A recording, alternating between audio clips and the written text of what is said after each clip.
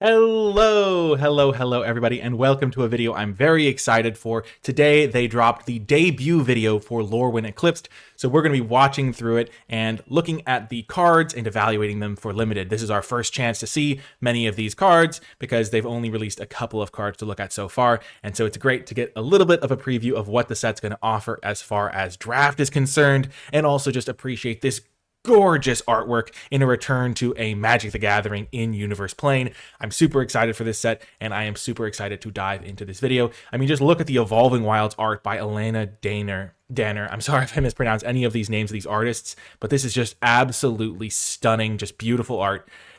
And if this is what we can expect in the set, then this is going to be a ton of fun to play, because I'm not one of those players that thinks that the only thing that matters is like the mechanics and stuff. I think that artwork and flavor and lore do actually make a set more enjoyable to play, and this looks like it's off to a great start on that front. So let's dive on into this debut video, see what we're working with, look at some cards, have a great time admiring some beautiful artwork in the new Lorwyn set. Elves were once the rulers of Lorwyn.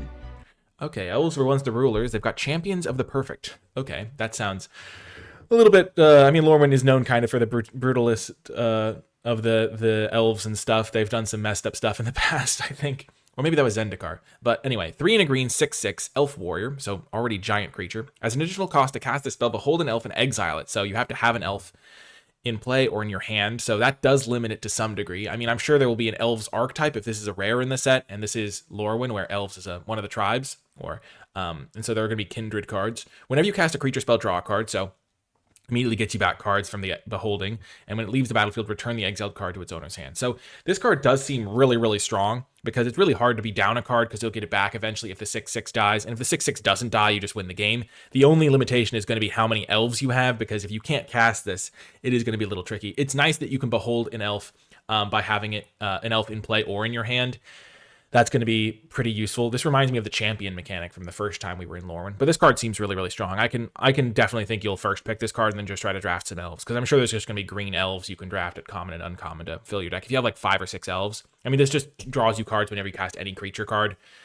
This thing looks absolutely crazy to me, but also just going to be interesting to see how many elves there are, because maybe there's only a few elves or something like that, or maybe it only fits into like green-black or something like that if green-black is the elves color, but we'll have to see more. Focused on elevating beauty at any cost. But with the planes merged, their power has waned and their attitudes have softened. Elevating beauty at any cost sounds like some dystopian future. Like, oh my gosh, like that's just a phrase that kind of just screams evil to me, but I guess we'll see. Slightly. The Shadowmoor elves' dedication to beauty has only been strengthened by their diminished territory. Art. They will risk everything to maintain their small enclaves and catalog new forms of beauty where they find them. The merfolk of Lorwyn are haughty and elitist. Haughty and elitist. So we're pursuing beauty at the cost of all else, and now we've got the haughty and elitist merfolk. Nice to know. Sounds like these creature types aren't the ones you'd want to like hang out with and play shuffle up and play a game of Magic the Gathering with. But we got Deepway Navigator, 1 white blue, 2/2 flash. When it enters, untap each other merfolk you control. That's not the most relevant ability for limited, and as long as you attack with 3 or more merfolk this turn, merfolk you control get +1/+0. So doesn't seem crazy for limited. You want to just play your 2-drops on turn 2. Attacking with 3 or more merfolk might be tough. I'm assuming blue-white is the merfolk colors. And so like it just seems like it might be a little bit tricky to get this going. It definitely seems worse than the last card we saw for the elves. But merfolk, wizard, flash. I mean, flash is nice, but as a 2/2, it's not like you're really ambushing things in combat. Like the untapping of your merfolks could be good for that. Seems okay, but doesn't like seem like a super high pick because it's a multicolored card. Viewing themselves as a cut above any other creatures, including their brethren from Shadowmoor. Oh my gosh. More duplicitous than their Lorwyn counterpart. Duplicitous. The merfolk of Shadowmoor seek wealth through any means necessary. Wealth through any means necessary. These folks do not sound that fun to hang out with. Gotta be said. Beauty above all else. They're haughty and think they're the best. Wealth above all else. Maybe there'll be some of the creature types that are actually like fun to hang out with later on, but I guess we'll have to see. Beautiful art by Chris Ron, though. Oh my goodness. Just look at the sun, the water, just beautiful. The goblins of Lorwyn Eclipsed are known as boggarts on this plane. Okay, we've got some boggart action. Hexing Squelcher, 1 and a red, 2/2. This spell can't be countered, not super relevant for limited. Ward, pay 2 life. That can be relevant if you're playing an aggro deck. Every life point matters, though it's a 2/2. How often are you trying to kill it? Spells you control can't be countered. Again, not super relevant for limited. Maybe this is a constructed plant. It definitely seems to be. And other creatures you control have ward, pay 2 life. So I guess if you don't want to take a bunch of life and you want to kill a bunch of creatures, you kind of have to kill this, which maybe isn't something you want to do. We'll have to see what the cheap removal looks like. Seems okay for limited. Maybe not the highest pick unless there's a ton of counter spells running around, but that doesn't seem that likely. Especially because in a set that has a lot of like creature type matters, like Merfolk matters, you expect more of the slots to be dedicated to those creature types. But yeah, it doesn't seem terrible. I mean, 2 mana 2/2, and like eventually might make them pay 2 life to kill something they care about. Definitely seems like a card more for constructed though. Finally, a place where the ingredients are as potent as my magics. Finally, an optimistic creature. I like it. On the Lorwyn side, they are insatiably curious. Yes, Sometimes curious. to their detriment. Detriment. But those that aren't doomed by their own curiosity. Doomed by their own curiosity is crazy. Oh my gosh, maybe that should be like my flavor text as a card. But I like that they're curious. They're not just like what other thing we've learned about the creature type so far. The elves like value beauty above all else. The merfolks like think they're the best, or they just value wealth above all else. At least these folks are curious, even if it's to their own detriment. Grow into powerful, magical creatures, referred to as... This is beautiful artwork. Sorry for cutting it off mid-sentence, but I just love the vividness of this one. Boggart Mischief, look at all the colors. There's like a Pumbaa-looking warthog over there. Just, oh my gosh, beautiful art. Aunties, who pass on wisdom and provide leadership to their tribes. Wow. The goblins of Shadowmoor aren't driven by curiosity so much as vengeance and spite. Okay, so we've got one group that we'd like to hang out with, maybe the Boggarts of Lorwyn, but these ones are driven by vengeance and spite. There's the greedy ones, there's the ones that only care about beauty. None of these creature types are sounding like that chill to just like play a game of Magic with, but we'll have to see. The art is just beautiful though. Just look at this, stunning. Their aunties are often loners. Rather than helping their communities, they strike out on their own and are volatile and chaotic. Kithkin are a group of pastoral farmers who value the bonds of the collective over everything else. Okay, pastoral farmers, maybe they could be nice to see. 3 white, kin binding. Creatures you control get +X/+X, where X is the number of creatures that enter the battlefield under your control this turn. At the beginning of combat on your turn, create a 1/1 green and white Kithkin creature token. So that doesn't seem, I mean, it seems pretty good for an aggressive deck. You have a bunch of creatures in play. 5 mana, you make a 1/1 at the beginning of every combat, so that will include this one. Buff up all your creatures. Playing like a token maker seems like it could be really good with this. But it doesn't just like end the game instantly, it feels like. Which I do like. Kithkin are bound through the thought weft, mind to mind and heart to heart. Nice. They've got little Stonehenge action going on. I mean, this seems like a pretty cool card design. I think it's like a nice rare. It definitely seems stronger than like the Merfolk and the Goblin we looked at. Making a 1/1 every turn is good, especially because they'll get buffed up. And then there's the little Kithkin with his little like boar that he's riding on. He's a 1/1 token. Looks like Kithkin are going to be green-white. Merfolk are going to be blue-white. The Boggarts are probably going to be black-red, I would have to assume. And then fairies are not fairies. Elves are probably black-green, but we'll have to see more. But looks like this is definitely going to be green-white. I think that was what Kithkin were last time as well. But yeah, looks cool. Pastoral farmers. Let's see what they do in Shadowmoor. Though individually they may be small, working together allows them to accomplish much. Teamwork! And they are not opposed to letting different creatures joining their group. Let's go! However, in Shadowmoor, no. the Kithkin have turned their sense of community inward. And Oh no. The Lorwyn ones were like, yes, we can have anyone join our community. And then the Shadowmoor ones have glowing yellow eyes. Just like, oh gosh, they've turned their sense of community inward. given in to paranoia. Paranoia, okay. They erect fortresses and use their unity to repel all outsiders. That is beautiful art though. Oh my gosh. Fairies are Boom, 2 cards to look at. Let's see. tiny pranksters. Tiny Pranksters, the fairies. Glen Alendra's Answer, 2 blue. It's a mythic. Spell can't be countered, okay. Not as relevant for limited as we've already established. Counter all spells your opponents control and all abilities your opponents control. Create a 1/1 blue and black fairy creature token with flying for each spell and ability countered this way. So, seems more like Commander for where like a bunch of people are casting spells on the stack at the same time, trying to resolve abilities. In limited, counter a spell, get a 1/1. Doesn't seem crazy, or counter an ability, get a 1/1. Yeah, that doesn't seem crazy. I mean, especially at 4 mana, because maybe they just won't cast something you want to counter.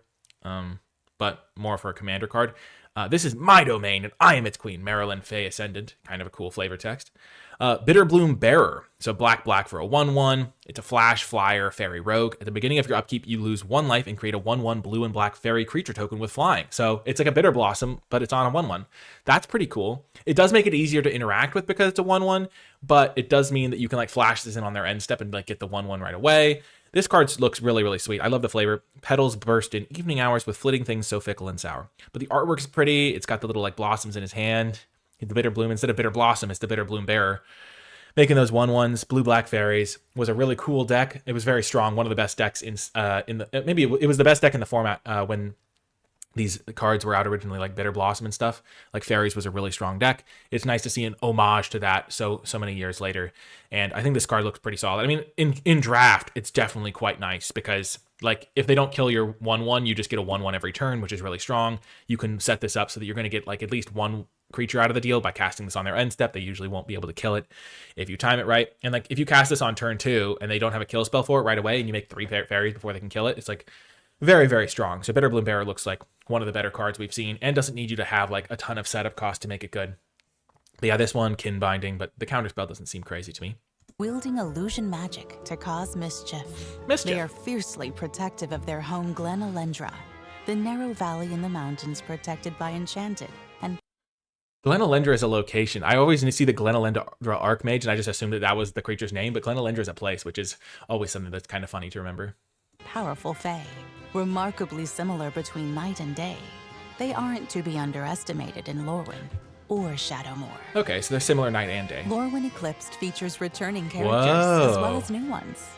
Reese is the former. Reese is coming back. I always thought it was Riss, like Riss the Redeemed. But yeah, 1 and a white, 2/2 flash, elf warrior. So maybe elves are green. No, green-white's got to be Kithkin. So elves are, this is probably just like an exception to elves being green-black maybe. Or maybe elves are just a little couple in white. But yeah, flash, when it enters another target creature you control, gains persist until end of turn. So is persist the mechanic coming back, or is it just on Riss? Which means that if it dies, if it had no -1/-1 counters on it, return it to the owner's control with a -1/-1 counter on it. Then you can remove any number of counters from target creature you control. So you can get rid of the -1/-1 counters. So kind of makes your other creatures impossible to kill until you kill Riss and can save a creature for starters. Seems pretty good for draft, though a little bit situational at times. I mean, giving a creature persist is just a really strong ability, especially if you use this later in the game where like you save a 5/5 from like a trade with another 5/5, and then you remove the counter. That's pretty good. Yeah, looks like a sweet card. And it's cool to see a returning character. An elven hunter. He was trained in poison magic by the tree folk. This near immortal stalks Shadowmoor, near seeking immortal danger and thrills to occupy his time. Tristan is a new face. Tristan, Callous Cultivator. 2 and a green for a 3/4 death touch. Already great stats. For limited especially, whenever this creature enters or transforms into Tristan Callous Cultivator, mill 3 cards. Then if there's an elf card in your graveyard, you gain 2 life. So 3 mana, 3/4 death touch, mill 3, gain 2 if there's an elf. So often you can gain the 2, I assume, if you're playing a green-black elves deck. Does look like green-black is elves based on the fact that you flip this by playing black, and then we'll have to see what Tristan flips into. An elf raised on stories of great times long gone. Though frail, Tristan's role as horticulturist and poison master for the tyrant Morkant makes them quite a threat. So there's a tyrant called Morkant, okay. This plane seems like one that would be kind of brutal to visit as a tourist, so we'll have to see if there's any planeswalkers there visiting, because there's tyrants, there's the beauty-obsessed ones, there's the greedy ones, the haughty ones. The goblins seem kind of fun, except for the Shadowmoor goblins, who are, like, revengeful. And then the Kithkin seem okay, at least if you're finding the pastoral farmer ones that are welcoming and not the ones that are, like, turning inward to paranoia. Then you've got the fairies, who seem like they're kind of protecting their little glen on both sides of the border. But, yeah. Tristan Penitent Color. So you can flip him. Transforms, mill 3 cards, then you may exile an elf from your graveyard. If you do, each opponent loses 2 life. Okay. And at the beginning of your first main phase, you can flip him. So you can keep flipping him back and forth to keep milling yourself. In Limited, you could run out of cards. In Constructed, maybe you want to fill your graveyard. Maybe Limited, you do too for some things. But seems like a pretty strong card. Just like making them lose some life, making you gain some life, filling your graveyard for any synergies that care about that. Beautiful artwork too. Tristan may not like serving Morkant, but in this new and more chaotic world, they don't have much of a choice. Yeah. But Tristan dreams of a world where they, not Morkant, lead the elves back to their former glory. Morkanth the Tyrant. Oko is a Oko's back. Okay.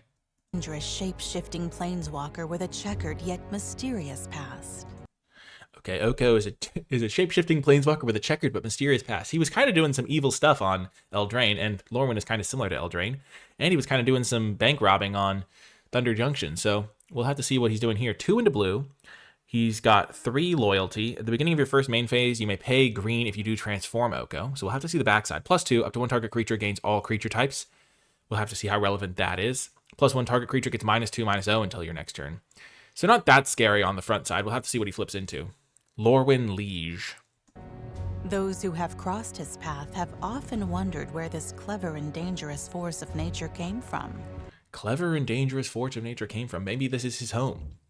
Shadowmoor Scion. And of course, he's rocking like the 6-pack, as you have to expect from Oko these days. At the beginning of your first main phase, you may pay blue if you do transform Oko.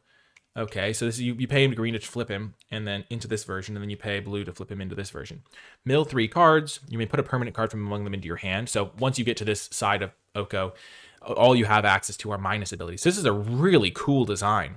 So the first side, you can like give something all creature types, or you can give a creature -2/-0, and then you can flip him to get a permanent from your graveyard. You can create 2 3/3 green elk creature tokens. That's going to be a commonly used one. Choose a creature type, you get an emblem with creatures you control. The chosen type get +3/+3 and have vigilance and hexproof. So I guess giving your creatures all creature types is pretty good for that. I just think this is a beautiful design in terms of like flipping your planeswalker back and forth. Does seem pretty cool, especially for Oko.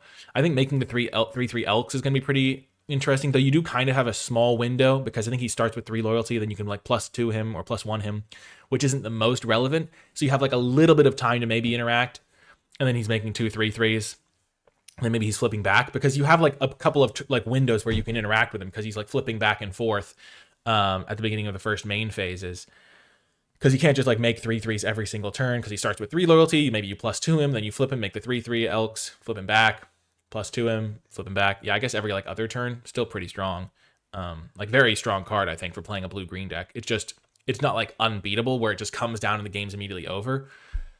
Definitely going to be like win some games. It's going to win a lot of games. I mean, making a bunch of 3/3s is definitely pretty devastating. I can just imagine decks that can actually beat this card though, which is nice because sometimes you see like a mythic rare and you're like, oh, I can't imagine ever winning. And I can see decks that have like flyers. They like attack Oko with a couple fairy tokens or something, or they're going wide with Kithkin and they can like pressure him before he like, because giving 1 creature -2/-0 doesn't do the best job of protecting him. But yeah, really cool design. His mysterious origins are revealed in this set as he returns to his home plane. But after sparking turmoil across the multiverse, his reasons for returning home remain unknown. I do like it when they have like artwork, like the little like the like boar thing on the Shadowmoor Scion side of the card is like leaning over into the text of the card. I think that's pretty cool. I think that's just beautiful on the art. What a cool looking card. Great job by Kai Carpenter. Great work. As Lorwyn and Shadowmoor struggle between order and chaos, Oko might just be the thing that tips the balance. Tips the balance for good or evil. This set features the return of the familiar giants from the original Lorwyn. Okay, giants are back from original Lorwyn. 5 white, 7/7 giant warrior. When this creature enters, each creature target opponent controls loses all abilities, becomes a coward in addition to its other types, and has base power and toughness 1/1. Each creature they have. Oh my gosh. So it's in addition to its other types. So if they're like a merfolk, they'll be a merfolk coward. And it's a 1/1. Kith can respect giants, but not usually from such close range. But I mean, oh my goodness. That could be brutal. Especially in a set that cares about creature types. It's a mythic rare. I mean, in draft, this card's going to be absolutely unbelievable. Just turning all your opponent's creatures into 1/1s is crazy. Even if there's like a +1/+1 counter theme, like turning 3/3s and 4/4s into 1/1s, I don't think it hasn't looked like there's a +1/+1 counter theme so far, and that would like keep the 1/1s having some stats, but turning everything into a 1/1 is no joke.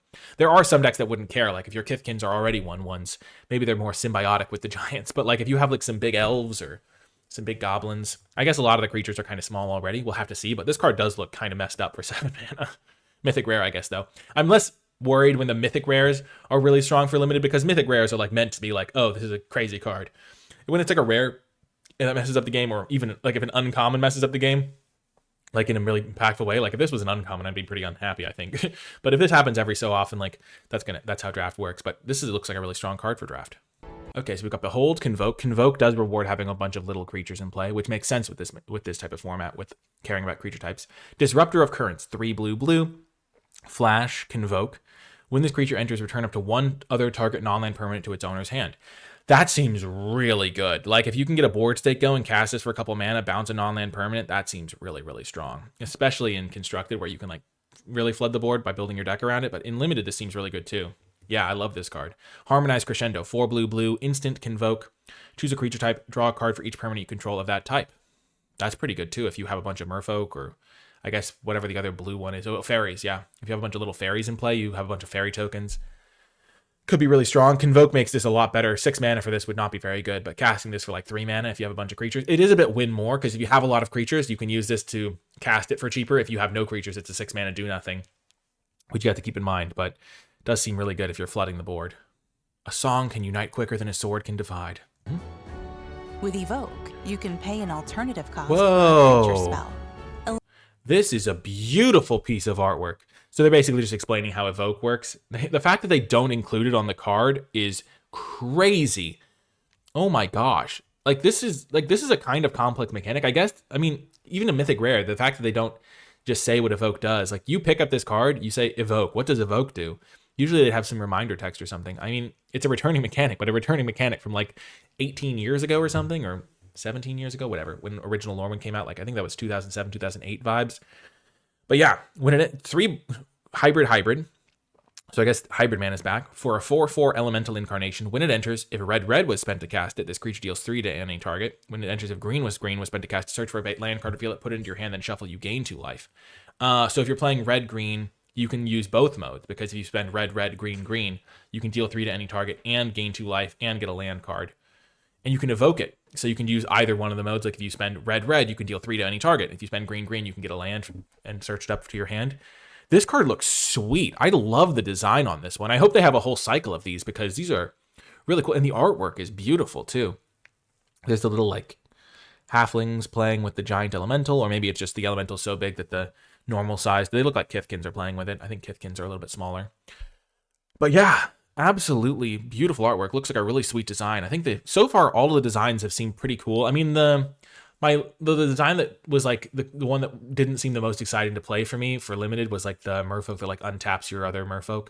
That didn't seem that interesting for Limited. I guess the Goblin that like has ward, pay 2 life didn't seem that interesting either. But there's cards for Constructed, and there's cards that are like going to be fun in Limited, and this one looks really cool for Limited. Like, it's going to be really fun to play for 5 mana and get both modes. Like, just seems really, really good and really, really cool. And I love the art. The Triple Threat. Allowing you to gain its enter the battlefield effects for that card at a discount. However, if the evoke cost is paid, the creature is sacrificed when it enters. Kindred share the same set of subtypes as creature cards. Okay, so Kindred basically makes it share the subtype. So if you can search for like a goblin, then you can search for this Grub's command. Okay, 3 black-red, choose 2 is a Kindred sorcery. Create a token that's a copy of target goblin you control. Okay. Create creatures target player controls, get +1/+1 and gain haste until end of turn. It's usually better to give haste to things when you are using it on a cheap spell, because like playing a creature and then playing Grub's command when Grub's command costs 5 is going to be tough. But if you have like a big token like thing in play that makes you a token every turn or something like that, it can be useful.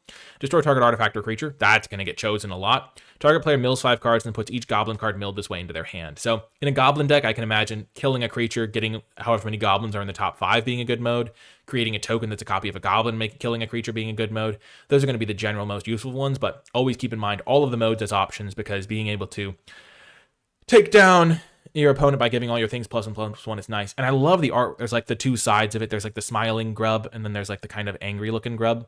On the other side of it looks like the divide between Lorwyn and Shadowmoor. Looks like a really cool card, and really nice payoff for playing goblins, because obviously it gets tons better if you have goblins or ways to search up goblins. Like, if you mill another Grub's command with this Grub's command, then you can put it in your hand because it's a Kindred sorcery goblin. This allows cards referring to specific creature types to interact with Kindred spells and permanents, if they have the relevant creature types. Lorwyn Eclipsed also includes new mechanics like Vivid, which enables you to count the colors among your permanents for scaling effects. Explosive Prodigy can do X damage, where X is the number of colors among permanents that you control and have counted using Vivid. Okay, so let's just see that again. So it's When it deals X to target creature or an opponent controls, where X is the number of colors among permanents you control. So maybe there's a 5-color deck that really wants you to play Vivid, or they just want you to play like a 3-color deck, or they want you to use the hybrid mana symbols found in cards, because like a green-red hybrid card is both green and red. So if you have like a green-red hybrid card in your red-black deck, then you could have like a red permanent, a black permanent, and a green-red hybrid card, and then deal 3 damage. Interesting to see mechanics like this. I feel like when sets want you to play like 3 or 4 colors or 5 colors in an otherwise 2-color set, it can be risky if these cards are too good, because then people like start poaching archetypes. Like they'll take like the good green-black cards, but I feel like that's going to be solved in this format, because a lot of the payoffs for like a green-black deck are focused on like the creatures that are in those colors. So you don't want to like play your green-black card outside of green-black because you care about elves or whatever it is, versus playing like just generic good cards from all the colors, because maybe I feel like some of the stronger cards will be tied to their archetypes a little bit more, which means that this is kind of playing in an interesting space where if there's a multicolor deck that uses some of the cards but not all the cards, could be a cool viable extra archetype using this Vivid mechanic.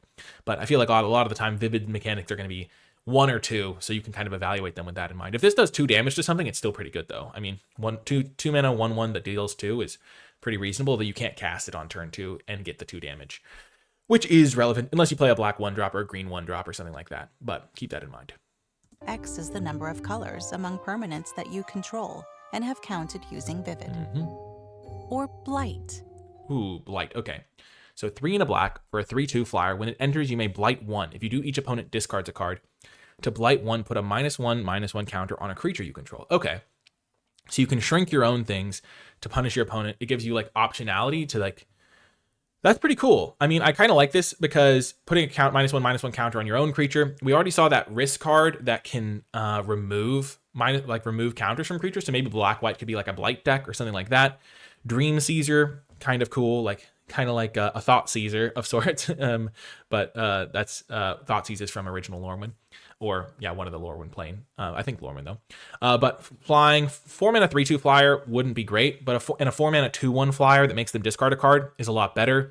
If there's no synergies with the Blight, like if you want to have like small creatures that you can like kill off and like they have a death trigger or something like that, that makes Blight a lot better. But it's a very interesting mechanic. These sort of downside mechanics that give you optionality, I think, are really kind of fun space to be in, because like optional mechanics are just kind of fun to play with. So I'm kind of excited for this one. I haven't seen this one before. Every Fae has their preference. Mine are the dreams most bitter and pungent. Jeez Louise, all these creatures are downers. Like, my goodness. Lorwyn Eclipse Bitter special Blossom. guest cards feature a new and unique paper cut design. There was Bitter Blossom in like a random like bonus sheet, like Bloomburrow or something. I think it was Bloomburrow had Bitter Blossom, and that card was so irritating. Like, it's so hard to beat Bitter Blossom. It's because it's an enchantment, so most decks can't kill it. They just get a 1/1 every turn. Sure, they're losing a life, but it's a 1/1 flyer. It's like dealing more damage than it's doing, and you can jump block like 5/5s. It's a pretty substantial card. This card's sweet. I'm glad to see it in here, at least as a special guest. It's true. The more painful the sacrifice, the more beautiful the outcome. What would you give for your desires to become reality? Marilyn Faye Ascendant. The flavor text is really cool. This These set arts are promises awesome. an adventure full of duality and fun. Boom. There you have it. Lorwyn Eclipsed debut video. I went kind of in depth reading the cards, also just appreciating the stuff. Hopefully you enjoyed it. And yeah, I will see you for some more content around Lorwyn Eclipsed very soon with some breakdowns of the limited set once we see more of the cards, of course. That's going to do it for this one, though. I hope you enjoyed it. What are you most excited for in Lorwyn? Let me know in the comments, and I'll talk to you next time.